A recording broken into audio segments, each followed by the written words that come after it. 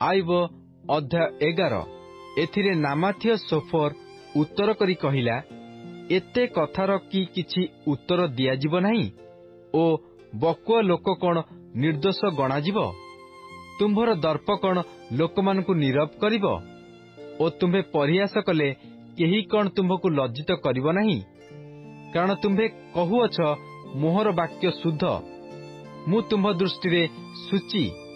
मात्र आहा, जेबे परमेश्वर कथा कहन्ते ओ तुम्भ प्रतिकूल रे आपणा ओष्ठाधर फिटान्ते, पुणी ज्ञानर निगूढ़ तत्व अर्थात तहिर बहुविध फलदायक कर्मण्यता तुम्भकु ज्ञात करान्ते, एहेतु जान जे परमेश्वर तुम्भ अपराध अपेक्षा उणा परिषद तुम्भटारु नेउअछन्ति।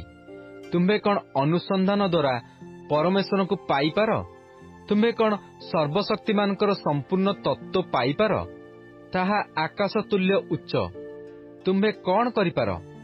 पाताल ठारु गभीर तुम्भे कौन जानिपार? तहिर परिमाण पृथ्वी अपेक्षा दीर्घ और समुद्र अपेक्षा प्रशस्त। जेबे से चाली जाती और बंद करती और विचार सभा को डाकती, तेबे किए ताहांकु बारण करिपारे? कारण से असार लोकों को जानती, से आलोचना न करी ही अधर्म देखती। मात्र असार मनुष्य बुद्धिविहीन, हाँ वन्य गर्दभ शावक तुल्य मनुष्य जात अटे। जेबे तुम्हें यथार्थ रूपे अपना अंतकरण सुस्थिर करी ताहांको आड़े अपना हस्त विस्तार कर, जेबे तुम्भ हस्तरे अधर्म थाए ताहा दूर करी दियो और अधर्म को तुम्भ तंबुरे बास करियाकु न दियो।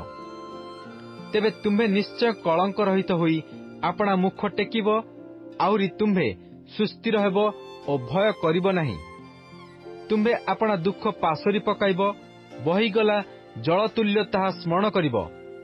तुम्भर जीवन मध्याह्न अपेक्षा निर्मल हेब, अंधकार थिले हे ताहा प्रभात तुल्य हेब।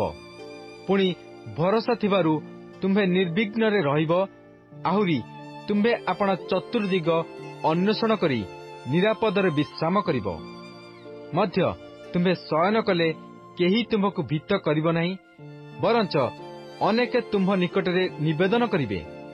मात्र दुष्ट मानकर चक्षु निस्तेज हेब ओ सेमानकर पळाइबार बाट रहिब नाही, आउ सेमानकर भरोसा प्राणत्यागरे परिणत हेब।